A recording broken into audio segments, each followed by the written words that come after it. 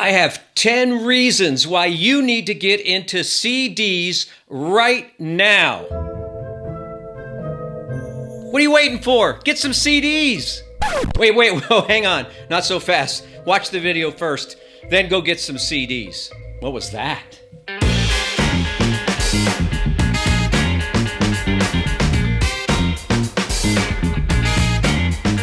Hi, I'm Bob, and you are back in the United States of analog. We're gonna keep the gear in the box today. We're gonna put it aside.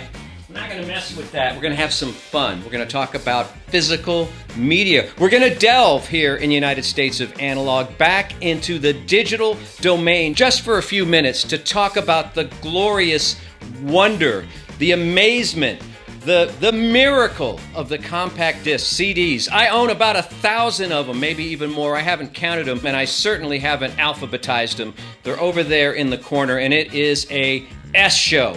I'm not even gonna, well, maybe I'll show you.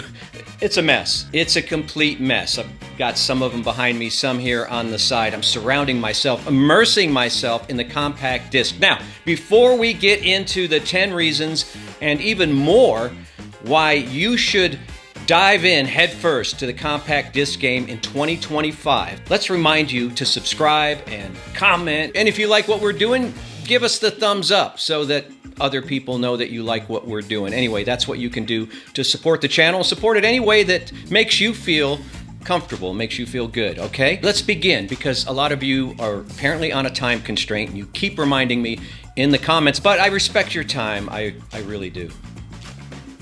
All right. And go. Okay, so we're going to talk about compact discs today, and I have a special place in my heart for compact discs because I was an early adopter. In fact, I was one of the first adopters. I know in my town, Austin, Texas, I may have been, and this is no lie, the first person to own a compact disc player.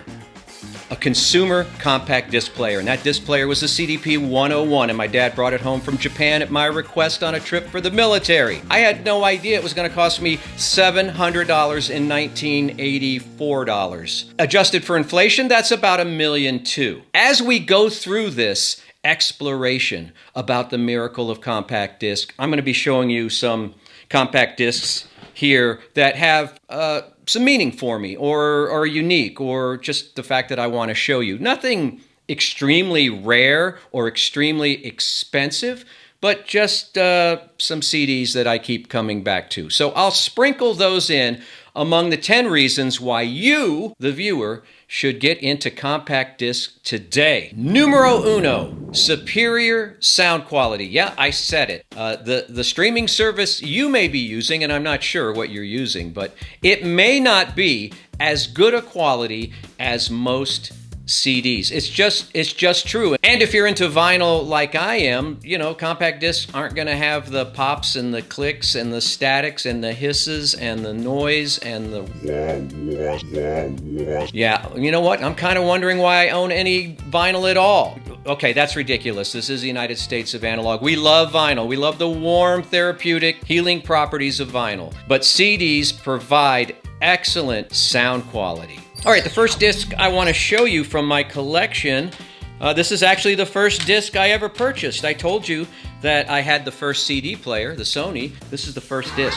The record store I bought it from only had 4 discs at the time. They were pinned to the wall. And I'm not talking about 4 titles with multiple copies. I'm talking about 4 discs. And this is Van Morrison's Beautiful Vision. And I opted for this over Journey's Greatest Hits. Put it in the comments below if you think I made a poor choice. But I love this record, and it's very sentimental for me for those reasons. Number 2, CDs right now are extremely affordable. Now, we could have said the same thing about cassettes about a year ago, but retailers and independent record stores and used record guys are getting hip, and they're marking up the prices of cassette. I wonder if the prices of CD are gonna go up as more and more people get engaged with this fabulous format. Now, I have a record store, my favorite record store here in the Austin area, Piranha Records in beautiful crime-free Round Rock. Sometimes he'll put CDs out for $0.25 a piece. He just has warehouses full of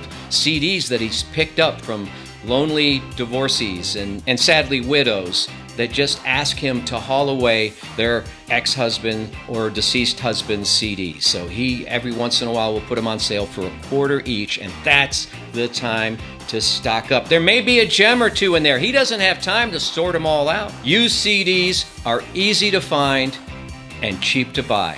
Number 3, physical ownership. You know, I think when you buy music, it sounds better. I know that's weird, but in the radio business, which is my full-time job, I got a lot of CDs back in the day for free. Just tons. I would just take them home from the station. They were drilled or whatever, promo copies. Sometimes I never even played them because I didn't have an investment in it. When you buy CDs, you're invested in the music. And furthermore, some of your favorite records that you're streaming might drop off your streaming service at some point for no reason. You just never know. It's always good to have your favorite records on some kind of physical format. I recommend the CD. They don't take up much space, well, unless you have 1,000 of them like I do. All right, we're blowing and going here. That sounded weird. Here's a couple CDs.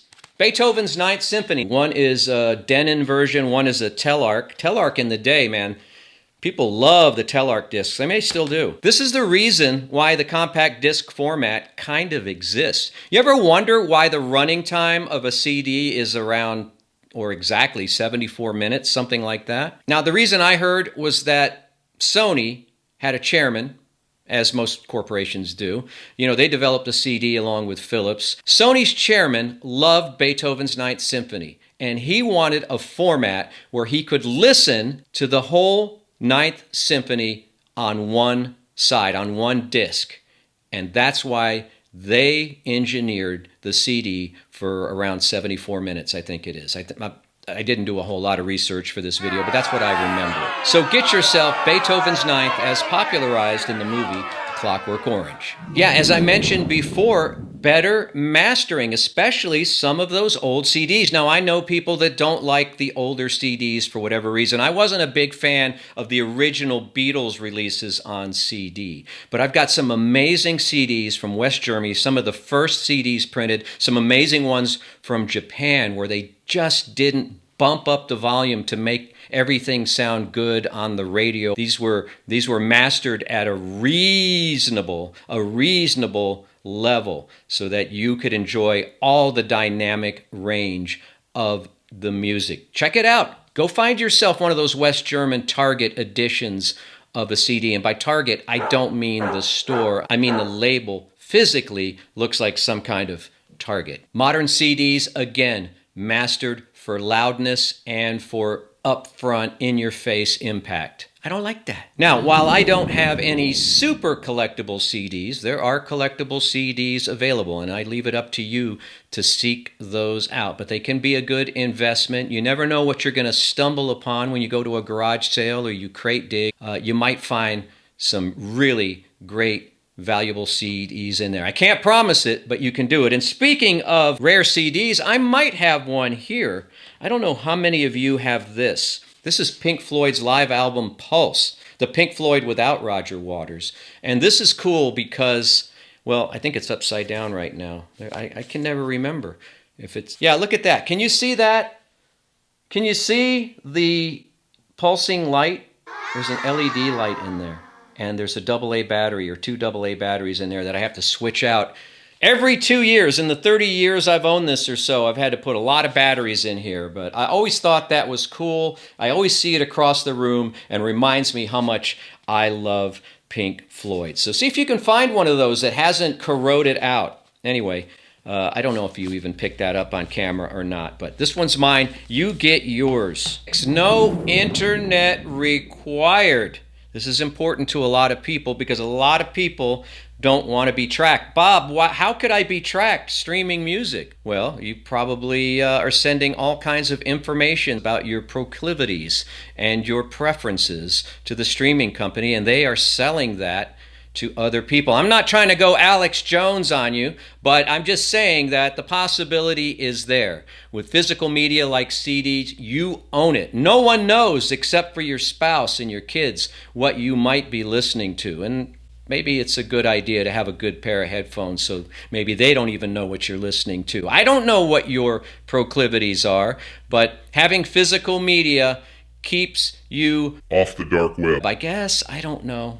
All right, now let's look at some box sets. A couple that I have. Well, there's a Bob Dylan box set. It's got a bunch of tracks, like the outtakes of, all the outtakes of Blood on the Tracks, Bob Dylan. This one, I'm always proud to have this one. This has a comic book in it and all kinds of extras, but Weird Tales of the Ramones. And this is just an amazing volume. I'm a huge Ramones fan, and this has just about every quality track that you can imagine, a greatest hits package with some surprises. And then this, I think I had this maybe the first or second, well, I don't remember when I got, but this fantastic Bowie box set. It's fantastic artwork, packaging. This was from Ryko Disc. I don't know if Ryko Disc still exists, but this was an amazing package, and I love looking at it. I love David Bowie almost as much as I love the Ramones. Just depends on the day. All right, by my DJ math, we are at number 6, the 10 reasons why you should get CDs. Reliability and durability, all the illities we have with CDs, maybe not as indestructible as they led us to believe in the 80s. In fact, scratching the back of the CD is worse than scratching the front of the CD, because I think it allows the laser beam to kind of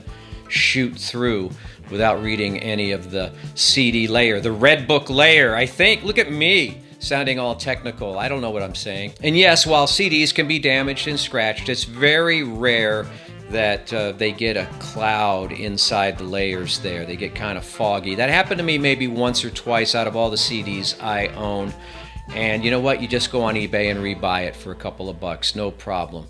But they're built to last. They're going to give you many years of enjoyment.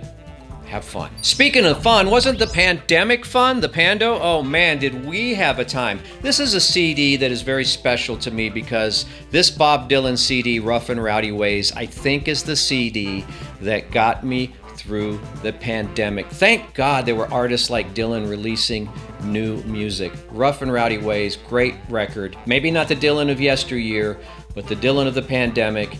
And I listened to this over and over, and it gave me hope. I don't know why, because one of the songs is about the Kennedy assassination. Number 8, the CD gives you a better album-like experience, because even though the graphics are kind of small and the covers are small, you still get lyrics in most cases. You get artwork, photographs, booklets. The box sets are particularly good because you get like cool stuff like this comic book. Look at this. Look at this. Oh, right here. Look at that. And there's 3D glasses in here and all kinds of stuff. So you're getting a better listening experience than you get with stream. And all the Rune people are probably blowing up the comments right now, but as you know from previous videos, I don't have a clue what Rune does. If you know, let me know, or give me John Darko's phone number so I can give him a call. He can explain it to me. All right, where we be? Number 8. Number 8, CDs are better for the artist. Well, at least when you buy a new CD at your big box store or your record store or whatever. I don't know how many new CDs are being produced and made these days, but the artist is going to get a bigger slice of the pie. They're going to get more mailbox money when you buy a new CD. And we want to keep the artists happy so they can keep making great music. So buy CDs now. All right, wait a minute. Was that 8 or 9? Now I'm lost in the sauce. I said 8, right? Number 9.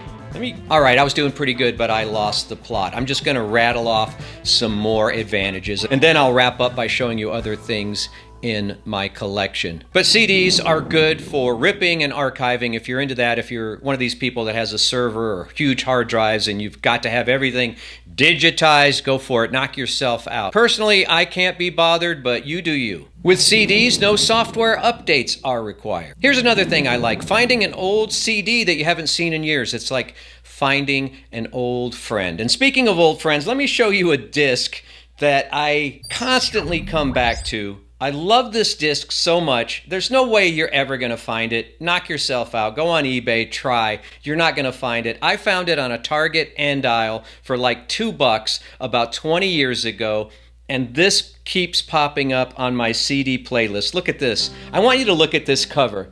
This is an amazing compilation of breakup songs called All By Myself. Man, if you can find this, buy this. Let's read some of the titles, shall we? Now, I didn't buy this during a breakup, but man, this takes me back. All by myself, 2 out of 3 ain't bad. Love hurts, she's gone, ain't no sunshine, sail on. Neither one of us, break up to make up. I'll never love this way again. We just disagree. Dave Mason, nights are forever without you. Without you, Nilsson, Harry Nilsson, love him. Better than blue. Just don't want to be lonely. When will I see you again? Gladys Knight in the pit. No, that was the 3 degrees. Kiss and say goodbye. After the love is gone. Earth, wind, and fire, man.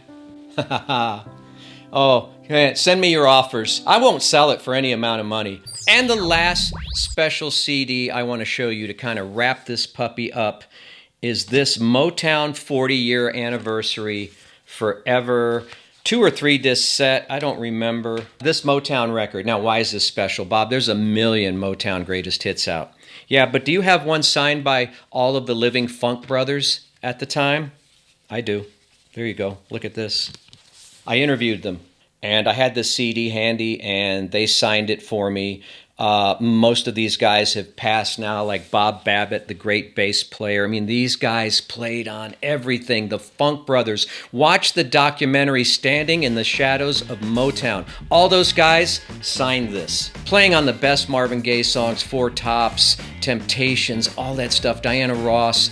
What an honor to meet them. What an honor to get to interview them and talk to them. Among all the signed CDs that I own, and I have several because of my career, this one is the most special to me. Oh yeah, and I almost missed the most important thing. No monthly credit card charges with your CDs, like streaming services. That's important. All right, we did it. We did it all. We lost count. It was bound to happen. But I'm glad I could bring some of my CD collection to you. CDs are coming back strong. If you've got them, keep them. If you don't have any, get some. Get yourself a cheap $5 DVD player at Goodwill, and contact my friends at Gishelli Labs and get yourself an inexpensive DAC, and you've got yourself a CD playing system that will be up to date. And speaking of up to date, keep yourself up to date by watching more of my videos. And the geniuses at YouTube have already figured out this video that's going to pop up anytime now. Yeah, it's going to pop up right here, and I think you're going to enjoy it. So when you see it, click on it, and I'll see you next time in the United States of Analog. Why did I put a question mark there?